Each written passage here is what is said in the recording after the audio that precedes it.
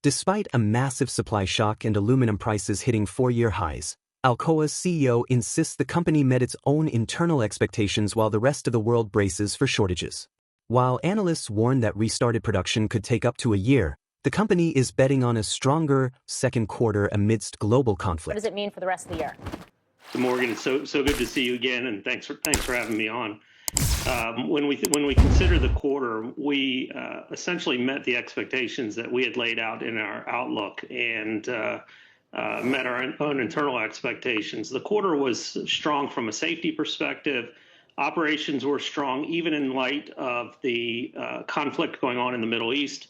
We delivered $600 million of EBITDA. We executed on our strategic initiatives, and we're guiding to a stronger second quarter. And so even in the face of some of the difficult conflict issues that we've seen, we delivered a pretty good quarter and are expecting a better second quarter.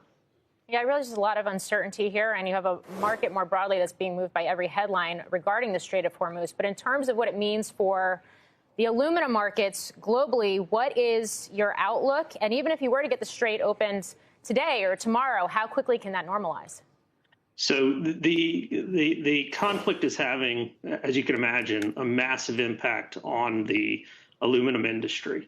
So if you step back, close to 10% of the production of aluminum in the world is inside the Strait of Hormuz. So that's roughly 7 million metric tons. Around 2.5 million metric tons of that has already come offline. What that means is that we're seeing a very tight aluminum market. It started the year tight, and with those curtailments, it has gotten tighter. However, as you noted, we have a big alumina business, and our alumina customers, some of those sit within the Gulf. We've been working with those alumina customers to make sure that we reroute that product outside of the Gulf. But at this point, we're not seeing any alumina go into the Gulf.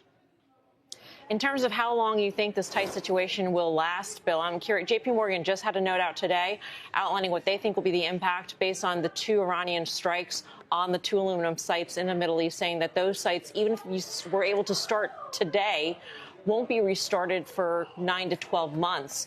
What do you foresee in terms of where we go on price specifically, given where we are now? So prices today are up around $500 a ton versus what we achieved in the first quarter. So prices today are up over 15% versus what they averaged in the first quarter. I think those analysts are right that if the conflict were resolved today, it will take up to a year to restart some of that capacity and potentially even longer. As I said, we started the year in a fairly tight market environment at the beginning of the year based on a couple of curtailments that had occurred around the world, not ours, and strong aluminum demand. Now you have 2.5 million metric tons that have been announced coming offline. And every day that goes by with this conflict, the remaining 4.5 million metric tons of capacity becomes more at risk within the Gulf. All right. And so what we're seeing is that we really fundamentally believe that within the U.S. market specifically, many people are underestimating the tightness that we're going to see in the May-June timeframe. Bill, given what's happened with prices, are we in the zone of having to talk about demand destruction or substitution, or is that not really in play?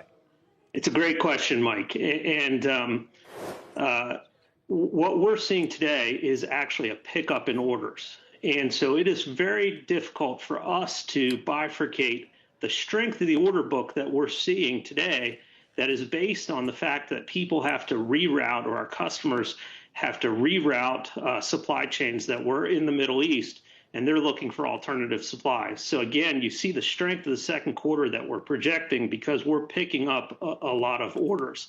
And then, at the beginning of the year, we saw demand being fairly strong. We continue to project, even today, that demand growth around the world for aluminum will be in the 1% range. But for us, we're starting to really see a pickup in short-term orders and for orders for the entirety of 2026 based on supply chains that have been disrupted.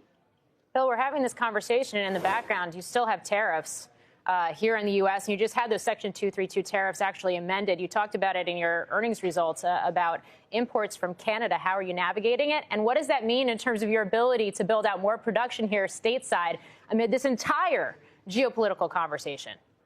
So Morgan, there's a lot of questions built into that statement. But let's go back to what I've told you for the last 2 quarters.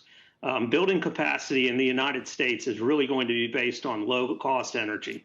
And at this point, we don't see opportunities to build in the U.S. greenfield capacity because we can't get energy at the level that we want to get it at.